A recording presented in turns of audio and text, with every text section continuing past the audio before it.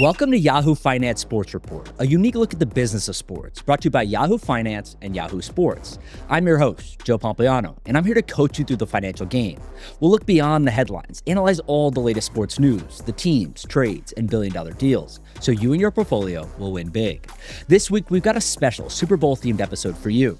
The big game takes place this Sunday, and it's bound to be an epic rematch between the Kansas City Chiefs and the Philadelphia Eagles.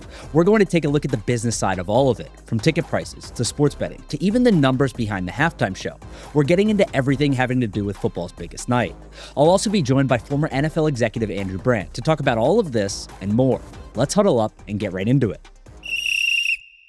All right, it's time for this week's Pomps Playbook, where I take a look at some of the biggest headlines in sports that you and your portfolio need to know. Let's kick things off with Super Bowl ticket prices. Ticket prices for this year's Super Bowl are actually much cheaper than last year's matchup between the Chiefs and 49ers. According to TickPick data, the cheapest ticket has gone below $4,000 on the secondary market, a 30% decline from just last week. The cheapest ticket is also 50% less than the get-in price for last year's Super Bowl, which was the most expensive Super Bowl to attend in NFL history. Lower-level seats are also available for less than $10,000, which usually have gone for twice as much in recent Super Bowls. Prices for Super Bowl 59 ticket packages from On Location, the NFL's official hospitality provider, are also down 28% from last week, with a starting price of $4,750 per person. Factors being blamed for the price drop include the lesser appeal of New Orleans compared to Las Vegas last year, which hosted Super Bowl 58. The Caesar Superdome also has 11,000 more seats than Allegiant Stadium in Las Vegas, which is also influencing ticket prices. TickPick also told CNN Business that the platform is seeing overall less interest from fans for Super Bowl 59, which could be indicative of Chiefs fatigue and the fact that this year's matchup is a rematch of Super Bowl 57 from 2 years ago. Although ticket prices are lower than expected, hotel prices for the New Orleans have skyrocketed. 2-star hotels are going for $1,000 per night. 4- and 5-star hotels will cost you $4,000 per night. And most hotels are requiring a 3-night minimum stay. The Sport Management Research Institute said hotel prices have gone up to the highest level the organization has ever seen in its 30 years of tracking the Super Bowl, with prices at 8 times more than normal for the New Orleans area hotels. Next up, let's talk about betting on the Super Bowl. The Super Bowl is once again expected to draw a massive amount of betting, both legally and casually among friends and family. The American Gaming Association estimated that 68 million Americans wagered $23.1 billion on legal and casual wagers for last year's Super Bowl, which was a 44% increase from 2023 at $16 billion. I expect the number for this year's Super Bowl to surpass last year's, as nationwide handle for sports betting was up 23% in 2024 from 2023, with Americans wagering $150 billion on legal sports bets. We'll see millions of dollars bet on special prop bets for the game. That includes some of my personal favorites, like whether the coin toss will result in heads or tails, the color of the Gatorade dumped on the winning coach, or the 120-second over-under time limit set on the national anthem. Lastly, I want to talk about Super Bowl ads. We all know advertisers are spending big on commercials for the big game. Fox, which is broadcasting this year's Super Bowl, had initially sold out of all of its ad inventory for the game in November. The network was selling 30-second slots during the Super Bowl broadcast for $7 million. However, when some sponsors pulled out of their ad at the last minute, like State Farm, due to the wildfires in Los Angeles, Fox was able to resell those same slots for more than $8 million, a new record price for Super Bowl ads. According to Variety, Fox has sold at least 10 commercials for over $8 million. Over the past 5 Super Bowls, the average price of a 30-second ad has increased 45%, from $5.5 million in 2021 to a record $8 million in 2025. Fox is also cashing in on ads around the Super Bowl broadcast. Variety is reporting that 30-second ads for Fox's late pregame show are going for $4.5 million, while ads for the network's postgame show are going for around $4 million. Last year, CBS raked in $695 million in estimated ad revenue for Super Bowl 58, which included $60 million in additional ad money after the game went into overtime and added 15 extra minutes to the game's broadcasts. Now, we don't know if this game will go into overtime, but Fox will probably get pretty close to that number regardless due to the higher prices. This week for the Deeper Dive, where I give you a play-by-play analysis of news in the sports world and its significance to your bottom line, we're talking about the business behind the halftime show. So the Super Bowl halftime show and the economics behind it are fascinating. Apple Music pays the NFL $50 million annually to sponsor the Super Bowl halftime show. But the interesting part is that Kendrick Lamar won't get any of that money. Instead, he'll perform for free, leveraging the exposure to gain followers, sell tickets, and increase streaming numbers. Here's what the economics behind the Super Bowl halftime show actually look like. Some of the world's most famous artists have performed at the Super Bowl. We're talking about Prince, Michael Jackson, Bruce Springsteen, Beyonce, Justin Timberlake, the Rolling Stones, Rihanna, and most recently, Usher. The NFL has a $50 million annual sponsorship deal with Apple Music for the show, and then gives $15 million of that to the artist for a production budget. This budget covers 2,000 to 3,000 part-time workers, including set design, security, dancers, and marketing. But artists don't get any of the money. In fact, some artists actually end up spending millions of dollars of their own money on the performance. The Weeknd, for instance, spent $7 million of personal cash on his show at Super Bowl 55, and Dr. Dre reportedly spent a similar amount in 2022. So why do they do it? Well, exposure. The Super Bowl is watched by over 120 million people. Brands will spend $8 million for 30-second commercials during this year's game, yet Kendrick Lamar will receive an uninterrupted 13-minute commercial for free. That is more valuable than his performance fee, and the data backs it up. Usher used his halftime performance last year at Super Bowl 58 as a promotion for his concert tour that summer, which he announced 5 days before the Super Bowl. Concert tickets for his tour increased 40% after the halftime show. 38% of total tickets sold for his tour on TickPick came after his halftime show performance. Usher also drew 360,000 pre-sale tickets for the tour when it was launched 3 days before the Super Bowl, and he expanded the tour from 24 dates to 44 dates after the pre-sale launch on February 8th, and eventually expanded to an international slate in 2025. Usher also released his then new album Coming Home 2 days after the Super Bowl, and he generated $52.5 million worth of exposure in the halftime show performance, according to Apex Marketing Group. Rihanna's numbers were mind-blowing after her halftime show performance at Super Bowl 57 too. She was the #1 most streamed artist globally after the show. She had 17 songs in the top 40 on Spotify, she gained 3 million new Instagram followers, and Rihanna's plug of Fenty Beauty product in her halftime show resulted in an estimated $44 million worth of earned media for the brand. As for Kendrick Lamar, the Super Bowl halftime show will be a valuable ticket sales driver for his upcoming Grand National Tour. StubHub says artists see a 50% increase in concert ticket searches after performing at the Super Bowl, and The Weeknd sold 1 million tickets after his performance in 2021. The tour is scheduled for North America and starts on April 19th at US Bank Stadium in Minneapolis, including 23 shows in total. Overall, though, the NFL's halftime show deal with artists creates a win-win situation. The NFL gets one of the world's top artists to perform at its biggest event for free, and the musician gets a 13-minute commercial in front of 120 million people for a fraction of what brands pay. That's ultimately why artists agree to do it for free. We've made it to the one-on-one, a conversation where I get to break down news and sports with a key player in the industry. This week, I'm joined by friend of the pod, Andrew Brandt. Andrew is a professor at Villanova University, a columnist at Sports Illustrated, a host of the Business of Sports podcast, and the former vice president of the Green Bay Packers. Andrew, thank you so much for joining me during Super Bowl week. How are you? Yeah, I'm doing well, Joe. Always good to be with you. Always enjoy our conversations. Yeah, I'm looking forward to it. So this is obviously Super Bowl week. Commissioner Roger Goodell does his annual press conference during Super Bowl week, basically to give a State of the Union on the NFL. He touched on a variety of things earlier this week, from concussions to the international schedule to officiating and things like that. Is there anything in particular during that press conference that stood out to you? Couple of things, Joe. Number one, the 18-game schedule. I have sort of said the way it's being talked about is kind of nonchalant, and they would have to steamroll the NFLPA, the union, to get that. Of course, the players have to agree to an expanded schedule like they agreed to a 17th game in 2020.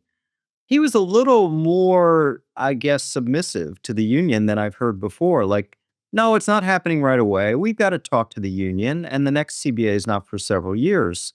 So I think this fait accompli about 18 games, according to the commissioner, is not necessarily going to happen anytime soon. The other part of it was international, you mentioned. I have said this for years, Joe. I don't think there's going to be an international team anytime in the near future, but I do think there's going to be an international schedule. And it sounds like that's coming. 8 games, 16 teams, half the NFL plays overseas every other year. It just makes so much sense. So we've gone from 3 to 4 to 5 overseas games. It looks like we're going to 8. And I think that was news. So now we get to what I've been talking about: competitively balanced international games. Every other year, every team goes. One of the other things that I thought was interesting on the back of the international schedule was he sort of hinted that there could potentially be an international Super Bowl at some point if there was an international team. But to me, that almost felt like sort of a throwaway line to keep options open rather than like this is something that we're actually trying to figure out. Because, right, you can't really have an international Super Bowl unless there's an international franchise or an audience for that. You might as well just keep it in the US. Did you feel like that was something that they're actively looking at, or just something, hey, let's keep our options open down the road? Well, I think number one, it would have to be London. That's where they've streamlined their efforts primarily over the years. I know we're going to have games in Berlin and Australia and Brazil, but it's been London, London, London forever. And I just think it's, again, part of the bidding war. Maybe London can come up with something to get in the rotation with New Orleans and LA and Miami and Tampa and Vegas. And we'll see. I would think they're talking about a London Super Bowl, I don't know, 2030, 2035. So nothing new, but yeah, it gets in the mix and starts the bidding process. Speaking of the Super Bowl, right? Let's talk about this week in general. It's sort of a weird schedule for players, given the time off, the travel, how many days you're there beforehand, and all the hoopla around the game itself. What are some of the things that actually go into this week, and maybe things that fans don't traditionally think about when it comes to NFL games? Yeah, NFL players, NFL coaches especially are products of routine. This is a different routine. You could say, well, it's like a bye week because you have a week off between games, but it's not a bye week. Bye weeks is sort of you get off from Thursday to Monday. There, everyone's working. And then the logistics. That's really where you have to move on a natural trip. You're moving your players and coaches on a regular trip, but now you're talking about much more logistics. And maybe you're moving families in a separate plane. Maybe you're developing hotel affiliations for your families and friends. Maybe you're dealing with a lot of corporate sales and corporate logistics, so much different than a regular road trip.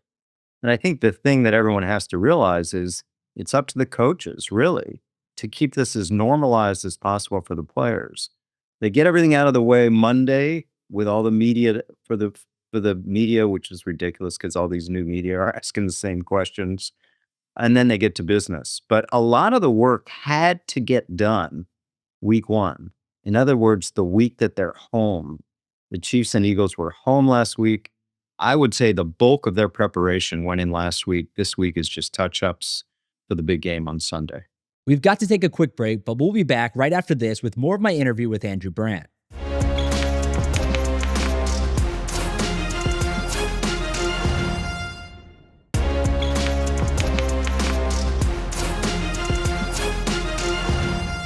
Welcome back to Yahoo Finance Sports Report. I'm your host, Joe Pompliano. I'm here with former NFL executive Andrew Brandt.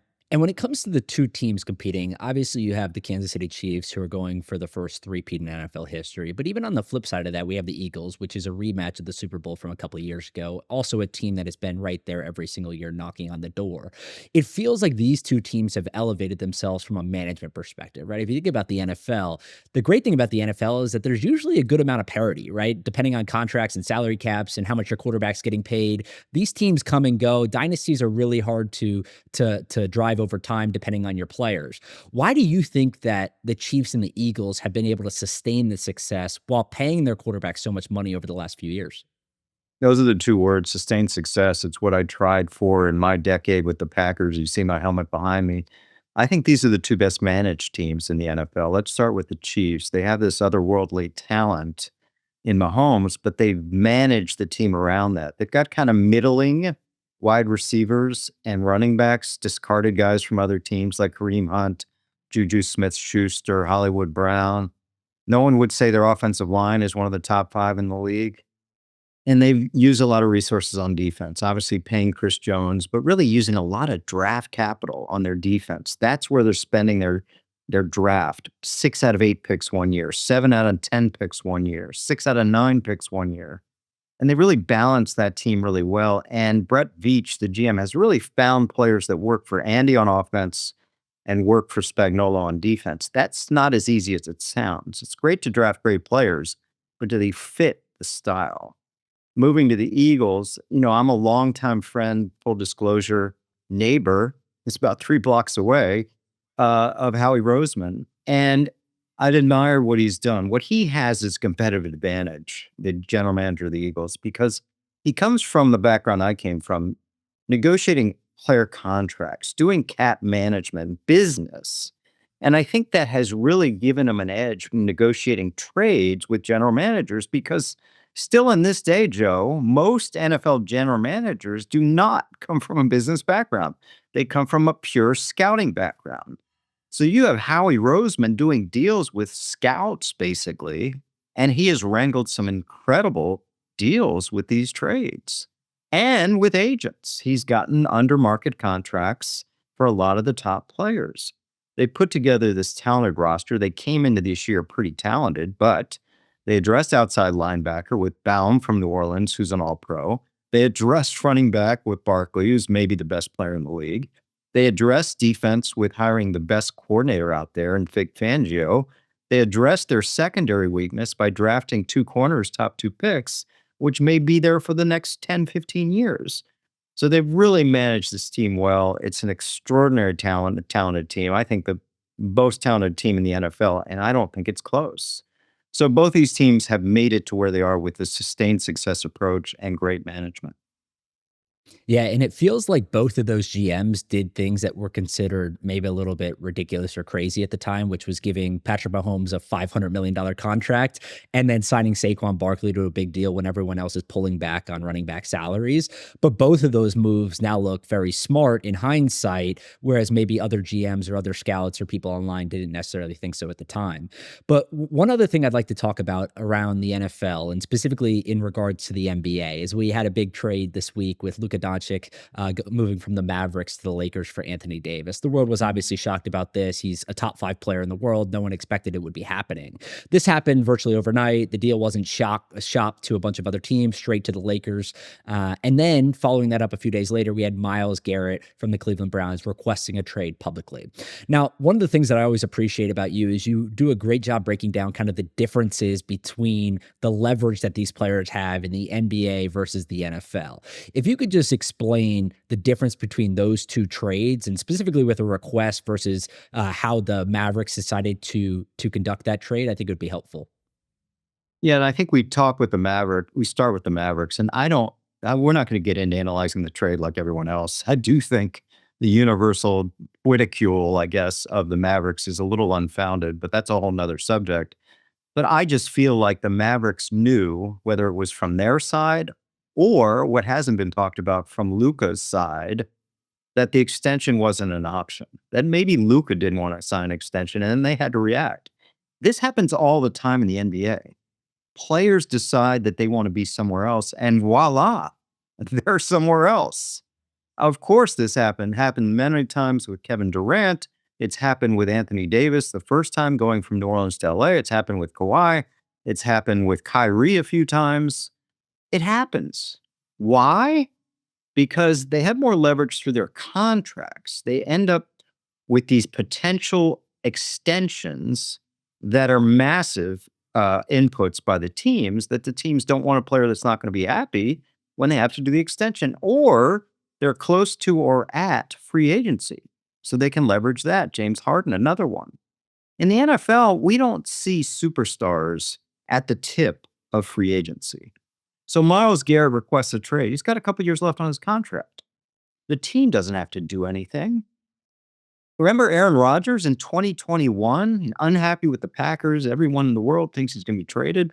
The Packers, in so many words, said, well, that's a cute request, but no, you can't trade yourself. And again, the difference is NBA players, no matter how elite, don't seem to get to free agency. One big reason for that, Joe, as everyone knows, is the franchise tag. But I think a bigger reason is NFL teams are smart. They entice these players with these huge signing bonuses. But in return for that, they sign long deals. We just talked about Patrick Mahomes. That deal's like 13 years. He'll never be a free agent. And the only way you have true leverage as a player in team sports is free agency, either getting to it or getting close to it where the team has to panic and react.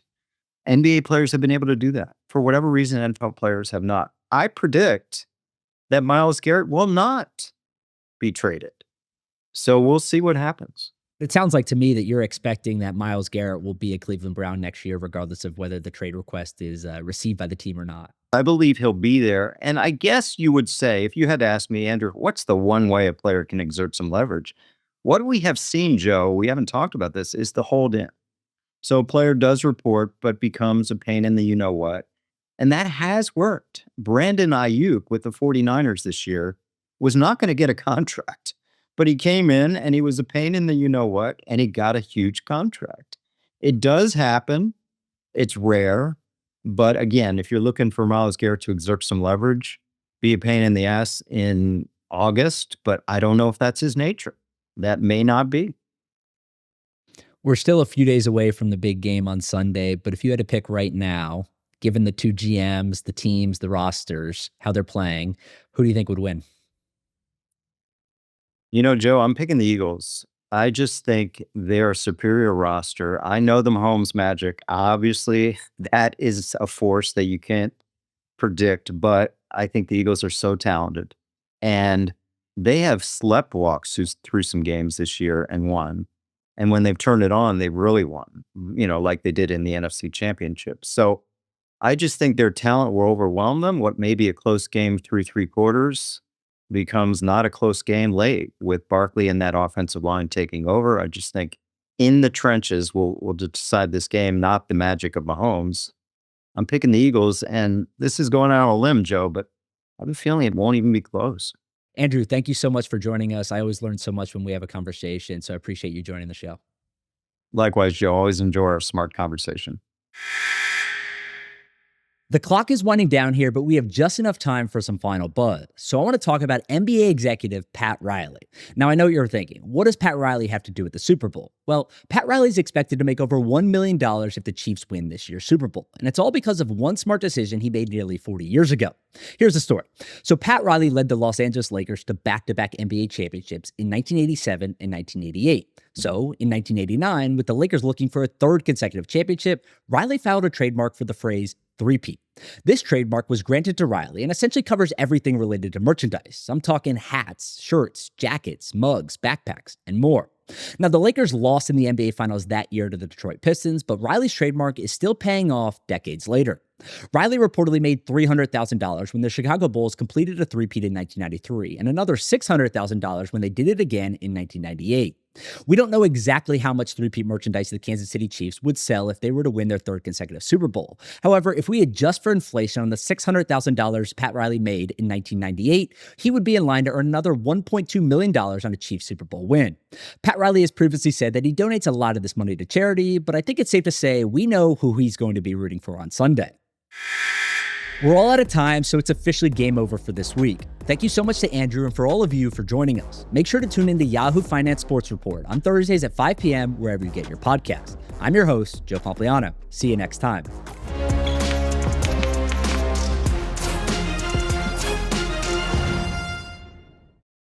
This content was not intended to be financial advice and should not be used as a substitute for professional financial services.